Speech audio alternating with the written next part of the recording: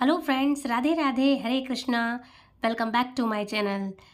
आप सभी पर भगवान श्री कृष्ण की कृपा सदैव बनी रहे। कार्तिक मास सनातन धर्म में सबसे पुण्यकारी महीना माना जाता है। इस मास में स्नान, दान, व्रत और भक्ति का विशेष महत्व होता है।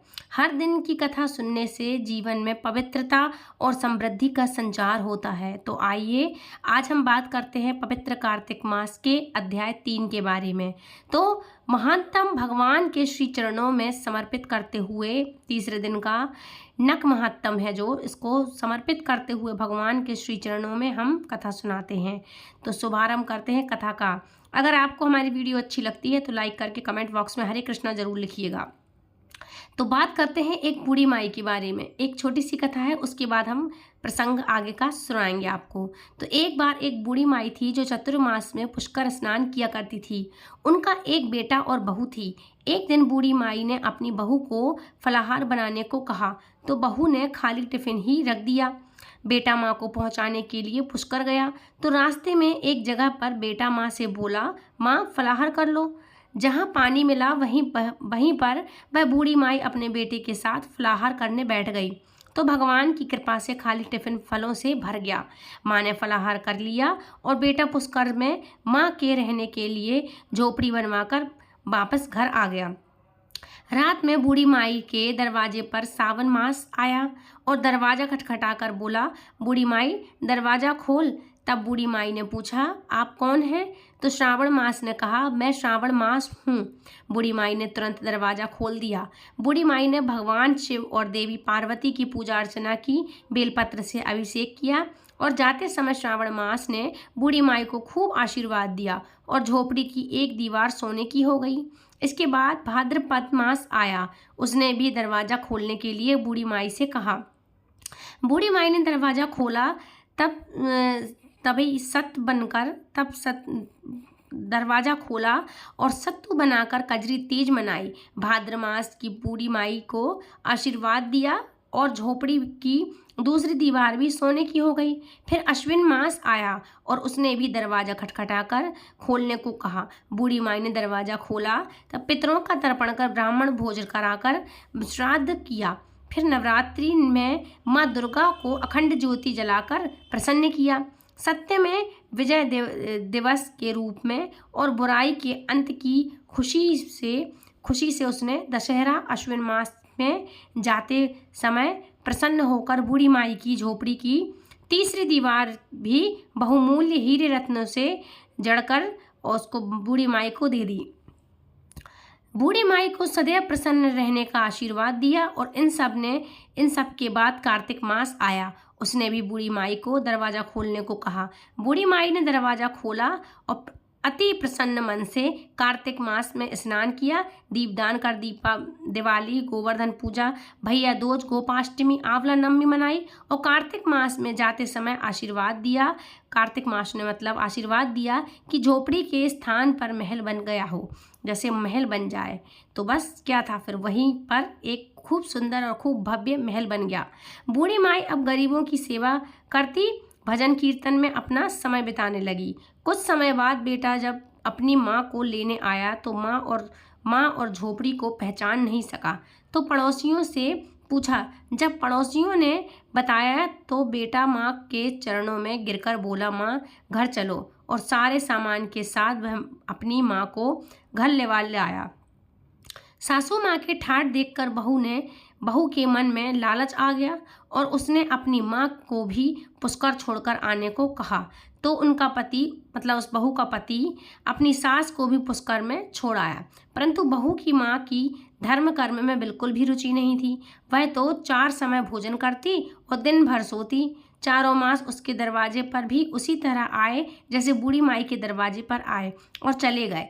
जाते समय झोपड़ी जो थी वो भी गिर गई और बहू की माँ पुण्य मिलने के बजाय गधी की योनि में चली गई, क्योंकि स्त्री लक्ष्मी जी का रूप मानी जाती है, रूप होती है और लक्ष्मी जी की तरह चंचल होना चाहिए, निश्चल होना चाहिए स्त्री को। भगवान की पूजा और अतिथि का सम्मान और दान पुण्य करना चाहिए। कुछ समय बाद बहू ने अपने पति से कहा कि जाओ और माँ को लिवा लाओ। जब जवाई सास को लेने गया तो वह कहीं नहीं मिली। लोगों से पूछने पर लोगों ने बताया कि तेरी सास धर्म कर्म कुछ भी नहीं करती थी, बस खाती थी और सोती थी, जिससे वह गधी योनि में चली गई है। जवाई ने देखा कि एक गधी वहाँ पर खड़ी हुई है, तो जवाई अपनी सास यानी उस गधी को बांधकर घर ले आया और उसकी पत्नी ने पूछा कि मेरी माँ कहाँ है। तब पति ने कहा कि तुम्हारे लालच की वजह से तुम्हारी माँ गधी की योनि में आ गई है। तब बड़े बड़े विद्वानों, ब्राह्मणों, ऋषियों, मुनियों से पूछने पर उन्होंने बताया कि तुम्हारी सास के स्नान किए गए पानी के स्नान करने पर उसे मनुष्य की योनि मिलेगी। तब बहू ने ऐसा ही किया और उसकी माँ पुनः मनुष्य योनि में आ गई। राधा दामोदर भगवान जैसे बुढ़िया माई को सब कुछ दिया, वैसे सबको देना। तो आज सुनाते हैं आपको मतलब इस कथा के सुनाने से जो आपको जो मैं सुना रही, इसको हुंकार भरने से ये जो सबको पुण्य मिलता है वो अति होता है। अति ज़्यादा मतलब बहुत ज़्यादा इसका पुण्य होता है, हुंकार भरने को सबको देना। और अब सुनिए कार्तिक मास महात्म की अध्याय 3 के बारे में। तो पहले के अध्याय 2 में हमने कहाँ से छोड़ा था, तो हमने सुना था पहले के अध्याय में उनको मैं शालोक के समीप और सारुण्य इन तीनों प्रकार की मुक्ति क्रम से दे दूंगा। इसके अध्याय आगे का अध्याय 3 अब सुनते हैं। तो उसके बाद बोलते हैं, हे मुनियों, मैं सर्वज्ञ रूप से बद्री वन में सदैव निवास करता हूँ। जो फल और स्थान सदैव 100 वर्ष में मिलता है वह तुमको वहाँ एक दिन में ही प्राप्त हो जाएगा। उस स्थान के दर्शन करने वाले मनुष्य जीवन मुक्त हो जाते हैं। सूत जी बोले, विष्णु देवताओं से ऐसे कहकर ब्रह्मा जी सहित वहीं अंतर्ध्यान हो गए और इंद्रादिक देवता भी अंशों से यहाँ रहकर अंतर्ध्यान हो गए। जो मनुष्य शुद्ध चित्त से इस पवित्र कथा को सुनते हैं उनको प्रयाग और बद्री वन में जाने का शुभ फल मिलता है। पृथु बोले, हे मुनि, तुमने कार्तिक का महाफल वर्णन किया है, अब महीनों के स्नान की विधि और नियम कहिए। नारद जी बोले, हे राजन, तुम विष्णु के अंश से उत्पन्न हुए हो, तुमसे कोई बात छिपी नहीं है। तथापि मैं नियमों का वर्णन करता हूँ। अश्विन मास के शुक्ल पक्ष की एकादशी से सावधान होकर कार्तिक के व्रतों को प्रारंभ करें। पहर रात्रि रहे तब प्रतिदिन उठें और जल का पात्र लेकर ग्राम में बाहर उत्तर दिशा में जाएं।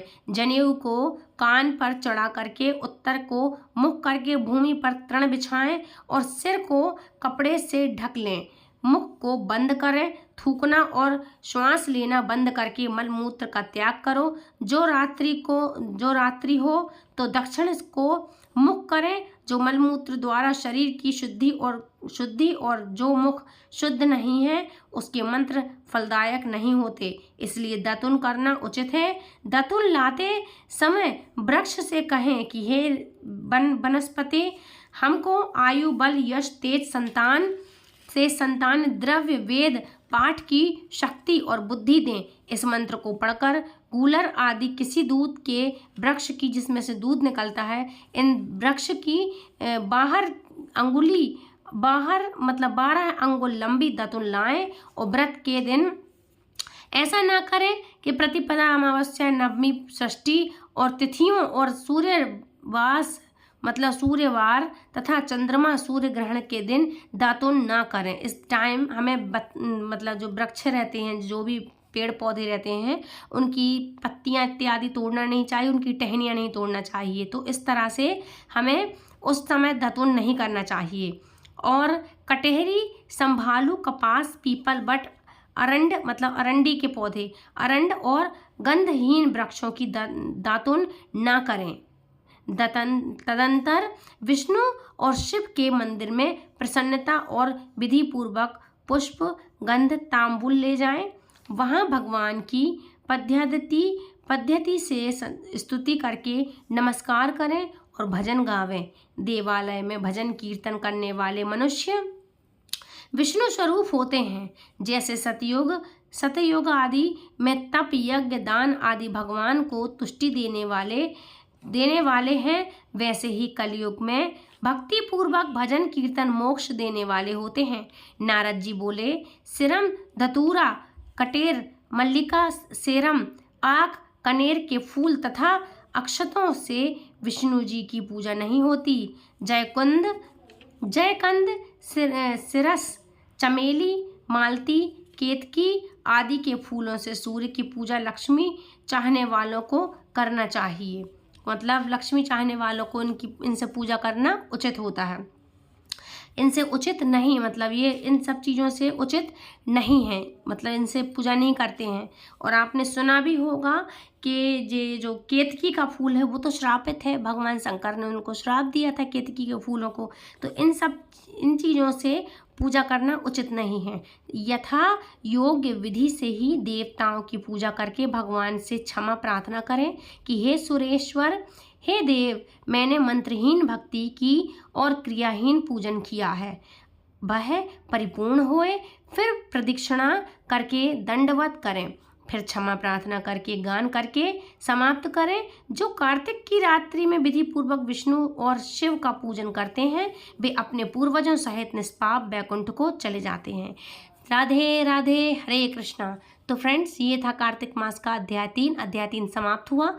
अब मिलूंगी आपको नेक्स्ट वीडियो में, तब तक के लिए राधे राधे, हरे कृष्णा और हैप्पी कार्तिक।